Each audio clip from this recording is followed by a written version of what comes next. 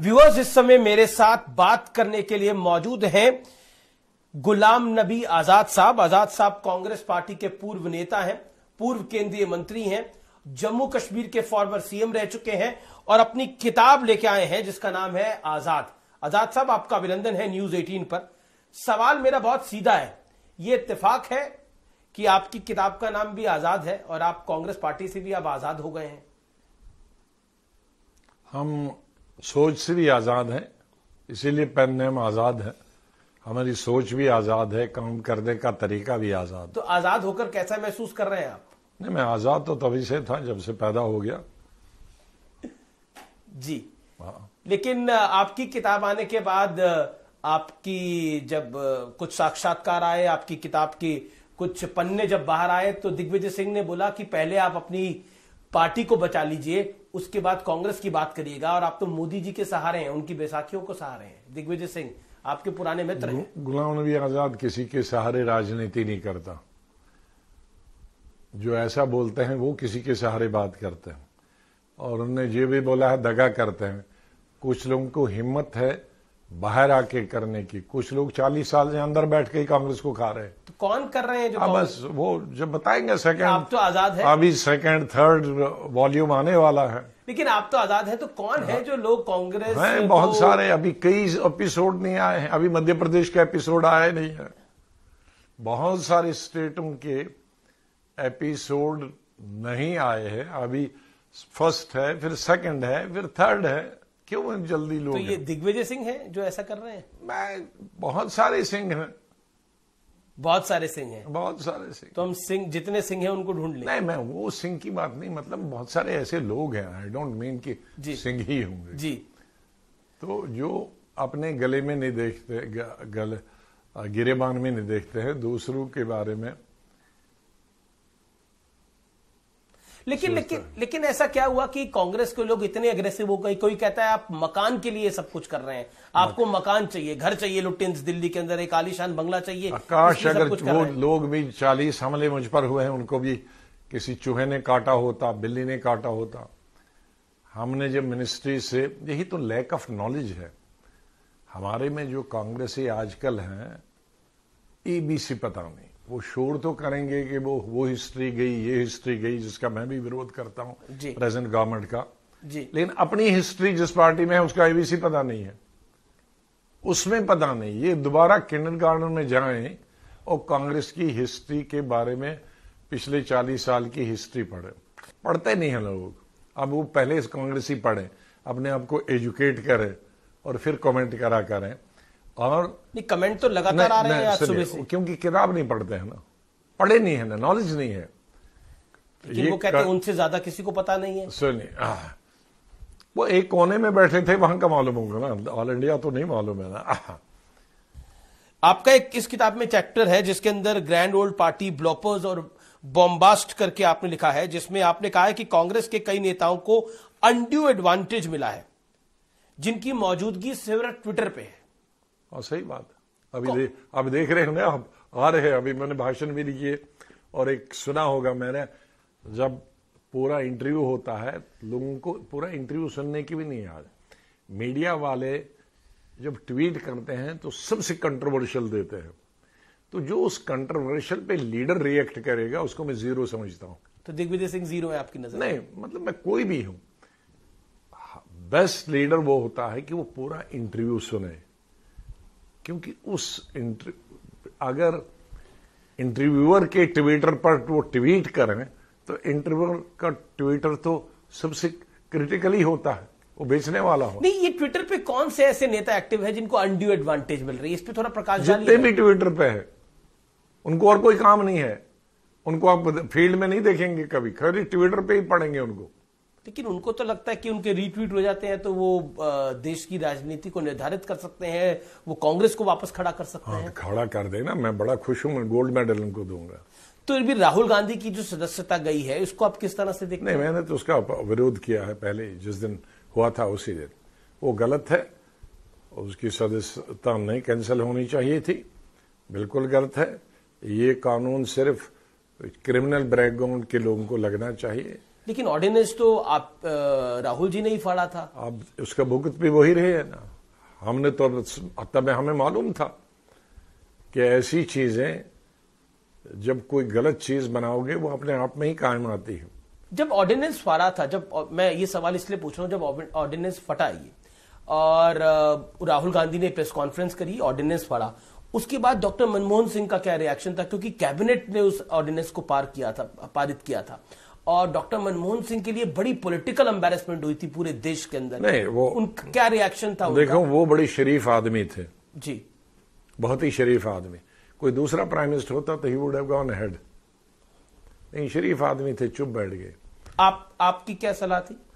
नहीं, हमारे लिए पास होना चाहिए था। आज खुद ही राहुल गांधी बच जाते और भी दूसरे लोग बच जाते, और पता नहीं आगे आने वाले समय में कौन जाएगा। क्योंकि ये कानून तो ऐसा हथियार है, ये ऐसा हथियार है कानून का जो किसी के खिलाफ कभी भी इस्तेमाल हो सकता है। पर राहुल गांधी ने ऐसे रिएक्ट क्यों किया? ये पॉलिटिकल लैक ऑफ मैच्योरिटी था, या फिर उनको लगता था कि उसके ब्राउनी पॉइंट्स, यानी कुछ उसका पब्लिक में बड़ा शानदार रिएक्शन आएगा? आपको क्या लगता है? मुझे नहीं लगता। आई थिंक वो हमेशा ज्यादा मीडिया से प्रभावित होता है, राहुल जी, अनफॉर्चुनेटली। तो कभी आपकी 1-to-1 टॉक हुई होगी, आपने कभी समझाने का प्रयास करा? 20 दफा हुई है। तो जब आप समझाने का प्रयास करते थे तो कैसे रिएक्ट करते थे Rahul ji? Think of the past. But still, मतलब इफ यू वांट, आप, क्योंकि ये देश भी जानना चाहता है इस समय, सारे हमारे देखो, हम कांग्रेस पार्टी छोड़ के इधर आए, जो हमारे मतभेद थे वो हम मतभेद भूल के वहीं आ गए। मैं रोज रोज टिप्पणी मीडिया की तरह 24 घंटे इस देश में बहुत और काम है। पर नहीं, सब आप रोज रोज तो टिप्पणी करते नहीं, सब लोग रोज रोज इंटरव्यू भी नहीं देते। एक बार जब आपने कांग्रेस छोड़ी थी तब आपने इंटरव्यू दिया था, मैं सब अब दे रहे हैं। मैं 24 घंटे से आजकल देखता हूं। मैं तो आप राहुल गांधी, मैं आपको नहीं बोल रहा हूं जी, 24 घंटे देखता हूं राहुल गांधी और अडानी, अंबानी और मोदी। ऐसे लगता है 24 घंटे मीडिया के पास और कोई काम नहीं है। देखिए, कांग्रेस की तो शिकायत रहती है मीडिया उनको कवर नहीं करता। बहुत ज्यादा, जरूरत से ज्यादा कवर करता है, न करने पर भी कवर करता है। मतलब कुछ वो करते नहीं है काम जी, तो भी कवर करते हैं जी। मेरे ख्याल में तो कवर उसी को करना चाहिए जो फील्ड में कुछ करे। खाली प्रेस कॉन्फ्रेंस को बिल्कुल कवर नहीं करना चाहिए। लगता है कांग्रेस ने आपकी अगर ये सलाह मानी, अगर मान लेगी तो वो कांग्रेस के लिए क्यों? अगर ये कांग्रेस हमारे साथी यहां प्रेस कॉन्फ्रेंस के, इसको प्रेस में मेरा आना चाहे, इसमें मेरा ये आना चाहे, मेरी शक्ल टीवी में आने चाहे, फील्ड में काम करते तो सुखी रहते, कुछ कांग्रेस के 4 वोट आ जाते। ये जो कांग्रेस ने एक नया नैरेटिव बिल्ड करना शुरू करा है आजाद साहब, कि कोर्ट्स खराब है, इलेक्शन कमीशन खराब है, ईवीएम खराब है, मीडिया खराब है, सब खराब है, बस सब, गुलाम नबी आजाद भी बहुत खराब है, बस वही, कपिल सिब्बल भी अब ठीक नहीं है। सब सिर्फ वही ठीक है। जो उनकी तारीफ करे, प्रेज करे, वही ठीक है और वही हिंदुस्तान है। ये बदलाव क्यों आया? इस तरह की भाषा शैली क्यों हो गई? क्योंकि जब दिमाग बेकार हो, कोई काम नहीं हो। मैं 5 महीने से देहात में, गांव में, मुझे मालूम नहीं क्या हो रहा है दुनिया में। जब आप घर में बैठे हो, कोई काम नहीं है, तो यही दिमाग चलता है। पर काम तो हो सकता है, पार्टी खड़ी करनी है। कांग्रेस की अब तक की सबसे खराब स्थिति में कांग्रेस है। कांग्रेस अभी तक की अपनी तक, देखो, जिन राज्यों में लोग काम करते हैं वो आ रहे, बाकी जहां नहीं काम करते तो वहां कोरे हैं।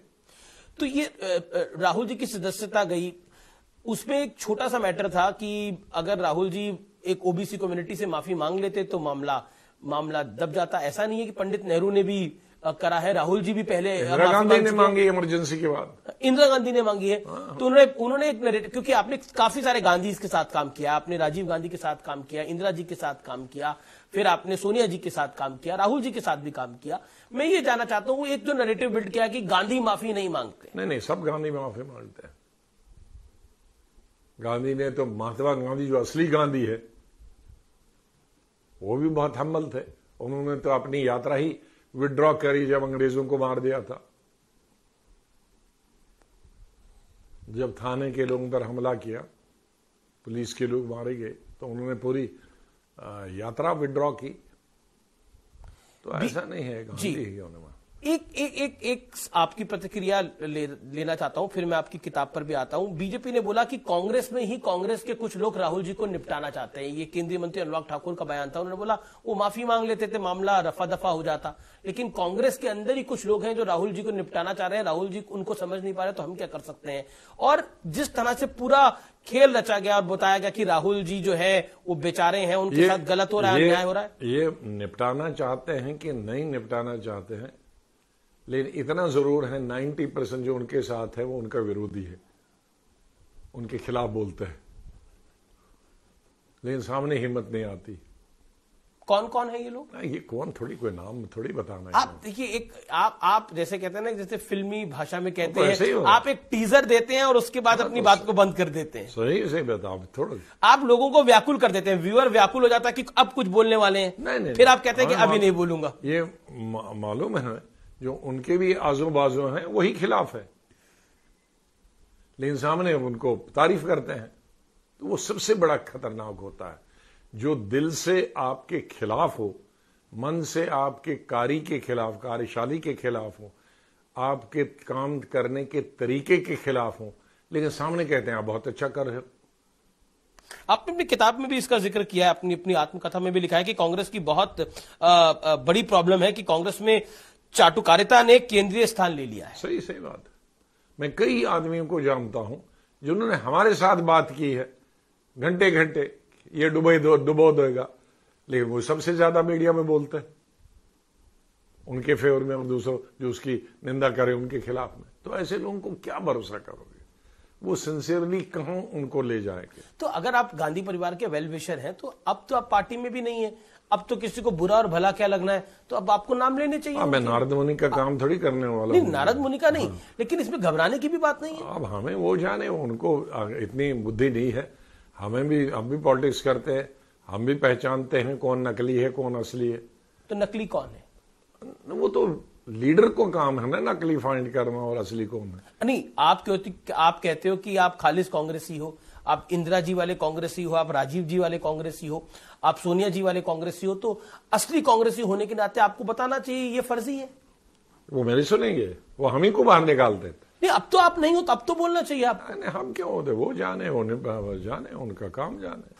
जी, मेरा अगला सवाल है, क्योंकि आपने कैप्टन अमरिंदर सिंह को जिस तरह से पार्टी से हटाया गया, उसका भी हार गए हम पंजाब, वरना हम वापस जिक्र किया। अगर आपको बुरा लगा था उस दिन? बुरा क्या, मतलब एक स्टेट उड़ा दी खुद अपने हाथों से कांग्रेस ने। अगर captain Amarinder Singh chief minister होता और उसको पूरा समर्थन मिलता पीसीसी का, पार्टी का, तो कांग्रेस आज सत्ता में होती।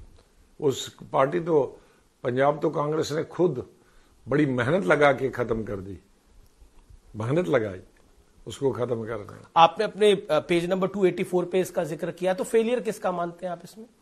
फेलियर किसका मानते हैं? और जो लीडरशिप जिन्होंने हटाने का काम किया, मैंने तो ऑर्डर नहीं दिया। आपने समझाने का प्रयास भी नहीं किया?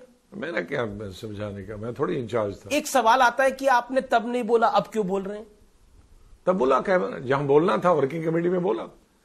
वर्किंग कमेटी हुई, मैंने पहले बताया, पहले उस मुजरिम को हाजिर करो जिसने ये फैसला किया, जिसने 3 महीने 4 महीने पहले से। Working committee, I was the first speaker. तभी तो बोल रहे। लेकिन और दूसरी बात जी, कि हम लोगों से सलाह ही कौन लेता था? लेकिन आप इतने वरिष्ठ थे, आपसे सलाह वरिष्ठों से ही तो सलाह नहीं लेती थी, तभी तो ये 23 आदमी बाहर आ गए थे। लेकिन 23 आदमी में से अब तो आप ही एक बाहर आए हैं, बाकी 22 तो अभी भी पार्टी में है। तो ठीक है, एसिडिटी हो जाए उनको, समझ के। लेकिन सबका गुजारा चल रहा है? हाँ? सबका गुजारा चल रहा है, या तो हम गुजारे वाले नहीं? या सबने एडजस्ट कर लिया है? आप एडजस्ट करना नहीं चाह रहे? ना, हम एडजस्ट करते हैं, इसलिए तो हम आजाद हैं। उनका नाम आजाद नहीं है ना। हम सच पे कॉम्प्रोमाइज नहीं करते और नौकर बन के काम नहीं करना चाहते। तो कांग्रेस में जो आपने चाटुकारिता की बात करी, आप कहते हैं चाटुकारिता और नौकर कल्चर है पार्टी में? अब है, अब मैं देख देता हूं, हार की वो बाल की खाल नहीं निकाल सकते। क्यों ये डाउनफॉल क्यों आया? उस पर एक चैप्टर है, वो पढ़ लीजिएगा। नहीं, मैंने कुछ उस चैप्टर में पढ़ा है, तभी मैंने उससे 2-3 पॉइंट आपसे पूछे कि डाउनफॉल क्यों आया। बहुत है, लंबी स्टोरी है। फिर अगर मैं डाउनफॉल अभी बताऊंगा तो किताब क्यों लोग पढ़ेंगे? Is a full chapter, 1 hour, 1 घंटा। अगर एक लाइन बतानी हो तो क्या होगी उसमें से? डाउनफॉल क्यों आया, एक लाइन। शुरू से हो गई, पहले से तकरीबन कुछ दशकों से शुरू हुआ। लेकिन नरेंद्र मोदी के आने के बाद 2014 के बाद हमने देखा ये डाउनफॉल तेजी से नीचे की तरफ गया, और हर चीज को या तो आप मोदी के साथ हो या तो आप मोदी के साथ नहीं हो, उसी के साथ देखे जाने लगा। एक जिसे कहते हैं पॉलिटिकल मैच्योरिटी पर कई सारे पॉलिटिकल पंडितों ने सवाल खड़े करे। नहीं, पॉलिटिकल मेजोरिटी है ही कहां, खत्म हो गई। कहां पॉलिटिकल मेजोरिटी? जब जिस वक्त इंसान में सच को सच कहना और झूठ को झूठ कहने की ताकत नहीं है, तो उसका मतलब वो जीरो है, वो पॉलिटिक्स कर ही नहीं सकता। आज क्या है, मोदी अच्छा करे तो भी गाली देनी है, मोदी बुरा करे तो भी गाली देनी है। राहुल गांधी अच्छा करे तो भी गाली दे, कांग्रेस अच्छा करे तो भी गाली देनी है, नहीं करी तो भी गाली देनी है। अच्छा, एक बात बताइए, आपने तो 2014 में कांग्रेस में थे, मंत्री थे, कांग्रेस चुनाव हारी, लेकिन क्या आपको लगता है मोदी के आने के बाद कांग्रेस में क्या बदल गया? मतलब 2014 के बाद कुछ नहीं, कांग्रेस में क्या बदलना? कांग्रेस घर बैठ गई कि अच्छा हारना ही है। कोई कोशिश नहीं की गई कि हमें दोबारा सत्ता में आना। और ये जो गाली की परंपरा शुरू हुई, चाहे वो अब खड़गे साहब हो, चाहे और कोई हो, कोई रावण बोलता है, कोई गंदी नाली का कीड़ा बोलता है, कोई कुत्ते की मौत मोदी मरेगा वो बोलता है, उसको आप कैसा लेते हैं? क्योंकि कहीं ना कहीं ऐसा लगा कि मोदी के खिलाफ एक नफरत हो गई है। देखो, किसी के खिलाफ, मैं मोदी की नहीं बताता हूं, किसी के खिलाफ बोलो तो उससे उस आदमी की स्टेटस पता चलता, मयार पैदा होगा कि क्या है आदमी। गाली से, जिसको गाली देते हो उसका कुछ नहीं जाता है, क्योंकि आपकी किताब, लेकिन जो गाली देने वाला है उसका पता चलता है कि यह आदमी क्या है। क्योंकि ये सवाल मैं इसलिए पूछ रहा हूं, आपने अपनी किताब में भी जिक्र किया है इसका इशारों में कि कांग्रेस की जो सेंट्रल लीडरशिप है मौजूदा, वो खुश होती है अगर कोई मोदी को गाली देता है तो। हाँ, बहुत खुश होती है, सही बात है। जैसे क्या जो है लीडरशिप वो है। ये लीडरशिप तो हमें पता है। ये आप इंदिरा गांधी और राजीव गांधी के वक्त में नहीं देख सकते थे। वही मैं कह रहा हूं, ये ट्रेंड क्यों बदला? आपको डांट देते। लीडरशिप में बहुत गिरावट आई। अगर इंदिरा गांधी के वक्त में हम किसी अटल जी को गाली देते, मैंने लिखा है इसमें जी कि इंदिरा जी के वक्त मेरे और फौजदार को कहती अटल जी से मिला करो, उनके भी कुछ काम है, वो भी तो पार्टी का लीडर है, मुझसे वो कहेगा नहीं, वो शर्माएगा मुझे कहने में, लेकिन तुम मिला करो और काम किया करो। तो ये भी तो था, वो भी तो इंदिरा गांधी थी। एक सवाल which continued in Atal Rajiv Gandhi time. Rajiv Gandhi ने अटल बिहारी वाजपेयी को यूनाइटेड नेशन में भेजा जी कि वे आपके गुर्दे की बीमारी उसको दिखा के घुटने की जी। तो ये भी तो नी प्रॉब्लम की कारण ना, तो ये भी तो वो प्राइम मिनिस्टर थे, वही नहीं। बिल्कुल आपकी लाजमी बात है। एक सवाल जो कि महत्वपूर्ण हो जाता है, राहुल गांधी और उसका नतीजा क्या होगा? जब राजीव गांधी की डेथ हुई तो अटल जी से पूछा, तो उसने उनके बारे में अटल जी ने कहा कि तुम समझते हो कि भाई मैं उनको गाली दूंगा? मैं उनको गाली नहीं दूंगा। वो मेरी सेहत तक के बारे में पूछते थे और फिर मुझे इलाज के लिए उस बहाने बिहार भेजा। तो ये था एक लीडर, दोनों साइड से इस तरह की लीडरशिप कल्चर था। तो आज न राजीव गांधी है, न इंदिरा गांधी है, न अटल बिहारी वाजपेयी। तो उनके मरने के बाद भी हम आज उनको, उनकी सभ्यता को, उनके कल्चर को, उनके एटीट्यूड की दाद देते हैं, याद करते हैं। मोदी को आप बतौर नेता कैसा देखते हैं? क्योंकि हमने पार्लियामेंट में वो सबने हमने देखा, पूरा दुनिया देखते हैं, जैसे पूरा दुनिया देखते हैं, हम भी देखते हैं। अब what is your take on Narendra Modi? हर लीडर में कुछ गलत चीजें होती हैं, कुछ अच्छी चीजें हैं, वो उनसे अलग नहीं है। इंसान इंसान है, इंसान तो भगवान नहीं है। इंसान अच्छी चीजें भी करता है, इंसान तो से गलतियां अच्छे भी इंसान है, एवरेज इंसान है, बुरे इंसान है, कैसे इंसान है नरेंद्र मोदी? कई चीजें बहुत अच्छी करते हैं, कई चीजें नहीं करनी चाहिए वो हो रही हैं। आपको लगता है जैसे राहुल गांधी ने बात बोली लंदन में जाके कि भारत में लोकतंत्र समाप्त हो गया, आपको लगता है ऐसा? नहीं, वो अगर है तो यहां कहना चाहिए था। लोकतंत्र में हमारे को भी कहते थे, इंदिरा जी के वक्त में भी लोकतंत्र समाप्त हो गया था और कर ही दिया था इमरजेंसी लगा। इमरजेंसी का मतलब है लोकतंत्र वाइंड अप करना। तो हमने ये गालियां खाई हैं, लेकिन उसके बाद भी हम लोग फील्ड में गए, तब तो ये लोग पैदा नहीं हुए थे। और जीत के आए उसके बाद। और जीत के आए। तो क्या आपको लगता है, क्योंकि जो राहुल जी ने बात बोली, आपको लगता है लोकतंत्र को लेकर अगर कोई भी बात कहनी यहां कहनी चाहिए? एक उन्होंने सवाल पूछी, क्योंकि आप अकलियत से आते हैं, ये सवाल मैं इसलिए पूछ रहा हूं। उन्होंने बोला कि सिख्स और मुस्लिम जो है वो भारत में सेकंड ग्रेड सिटीजन हो गए हैं अब। किसने कहा? राहुल जी ने बोला लंदन में। देखो, सेकंड लेवल के सिटीजन हूं या नहीं हूं, लेकिन विदेश लेवल पे अपने देशवासियों, अपने गवर्नमेंट के खिलाफ कभी नहीं। ये तो हम जब बिल्कुल एबीसी राजनीति सीखते हैं तो हमें सिखाया जाता था कि विदेश जाओ तो अपने देश के खिलाफ, इवन जो गवर्नमेंट है अपोजिशन भी, उसके खिलाफ नहीं बोलना। जी, अब मैं आपकी किताब में एक दिलचस्प किस्सा है जिसमें the Congress party determination to destroy itself was even more evident in Assam. यानी असम की जब आपने कहानी देखी, जब हिमंता बिस्वा शर्मा, आप बिल्कुल कॉन्फिडेंट थे कि इस व्यक्ति के पास नंबर्स हैं, इस व्यक्ति के पास शक्ति है, इसको सीएम बनाना चाहिए और गोगोई को हटा देना चाहिए। क्या इंसिडेंट था वो बता दिया बुक में, ये तो पढ़ने वालों के लिए है। जी, तो क्या आपको क्या लगा कि कब कांग्रेस खुद ही डिस्ट्रक्शन सेल्फ डिस्ट्रक्शन मोड में है? वो अगर फैसला नहीं करते, हनुमंता को, उसको हेमंत को चीफ मिनिस्टर बनाते, तो आज हमारे साथ 8 स्टेटें होती। 8 स्टेटों का 15 साल से वही इंचार्ज था। हर चीज, टिकट भी, कैंपेन भी, बाकी मदद करने के भी, तो अपने साथ 8 स्टेटें ले गया।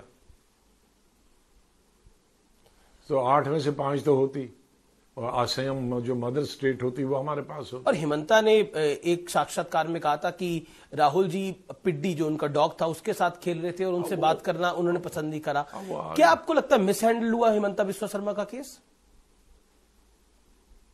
मिस हैंडल तो हुआ ही, हैंडल कहां हुआ है?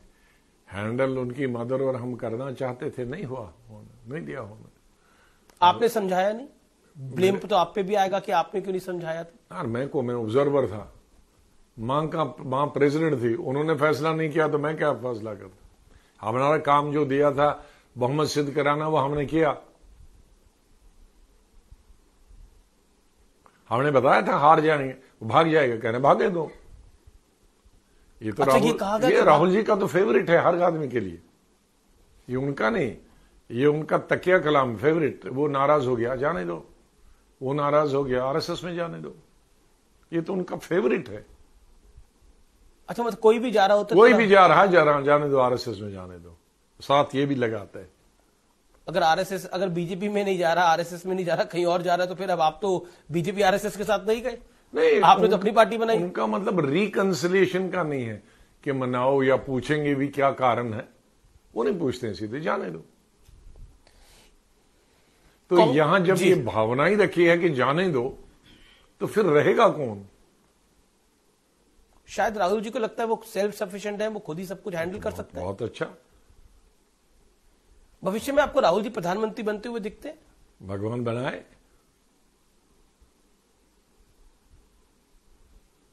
2024 में आपको क्या दिखता है? जो भारत की जनता फिर निर्णय लेगी। आपको लगता है कांग्रेस के कुछ चांस है? मैं वोटर नहीं हूं पूरी कंट्री का। आपको एज एक वरिष्ठ नेता है, आपको क्या लगता है, आपकी राय? हम कहने ऐसे क्या पड़ता है, 1,30 करोड़ आबादी में मेरी क्या सेहत चलती? फिर भी आपकी अंडरस्टैंडिंग तो है राहुल जी के बारे में, मौजूदा कांग्रेस जिसके दम होगा जिस पार्टी में वो जीत जाएगा। आपको मौजूदा कांग्रेस में दम दिखाई दे रहा है? हाँ, भगवान करे कि वो दम कोई फूंक दे उसमें। फिलहाल नहीं दिखाई दे रहा। आपकी मुस्कुराहट बहुत कुछ कह रही है। एक ट्रेंड बन गया है और ये सवाल है कि अपनी किताब को बेचने के लिए कंट्रोवर्सी डाल दी जाती है। हम नहीं डालते, हमें कोई कंट्रोवर्सी, हमारा तो हिस्ट्री का हिस्सा है, उसमें कोई कंट्रोवर्सी डालता तो मेरे पास 10 बुकों का मटेरियल है, नहीं डालना चाहिए। मैं नहीं चाहता कि कांग्रेस खत्म हो जाए, मैं नहीं चाहता कि लीडरशिप खत्म कांग्रेस की हो जाए। कांग्रेस कहती है कि आपको एक कांग्रेस, पूरी कांग्रेस थी, लेकिन कुछ कांग्रेस के नेता कहते हैं कि एक राज्यसभा सीट नहीं दी तो गुलाम नबी आजाद नाराज हो गए और मोदी जी के साथ चले गए। जिस वक्त मैं, उस वक्त मेरा लीडर अपोजिशन था जब हमने लेटर लिखी है जी, उस वक्त मैं लीडर और मेरा 1 साल था, 1.25 साल था जब लेटर लिखी, और तब मुझे क्या मालूम होता कि मिलती या नहीं। ये सब बेवकूफ नॉन पॉलिटिकल लोग जिनकी जान सिर्फ राज्यसभा में रहती है। हम राज्यसभा और मंत्री पंत्री ये सब चीजों की तरफ कभी हमने ध्यान नहीं दिया। पर आप लंबे अरसे तक को तो कांग्रेस की रिजीम में मंत्री रहे, सीएम रहे। उसके लिए हमने मेहनत की, वो पढ़ लेना। मुझे लोग कहते हैं, लेकिन आपको कुछ कांग्रेसी एहसान फरामोश कह रहे हैं। हाँ, तो वो उन्होंने पढ़ा नहीं है, वो हिस्ट्री का हिस्सा नहीं है। मैं ये आज भी कह सकता हूं, जब मैंने किया, मैंने 99% किया और लिया 1%। जी, अच्छा, एक आखिरी सवाल, किसी कांग्रेसी नेता ने आपको किताब की शुभकामनाएं दी अभी तक? किसी ने, इतनी हिम्मत कहां हूं मैं, सब नौकर है। जी, बहुत बहुत शुक्रिया, आपने बेबाक बात करी है और हर सवाल का जवाब दिया है। तो ये थे गुलाम नबी आजाद, बहुत बहुत शुक्रिया सर। बहुत बहुत धन्यवाद, बहुत बहुत।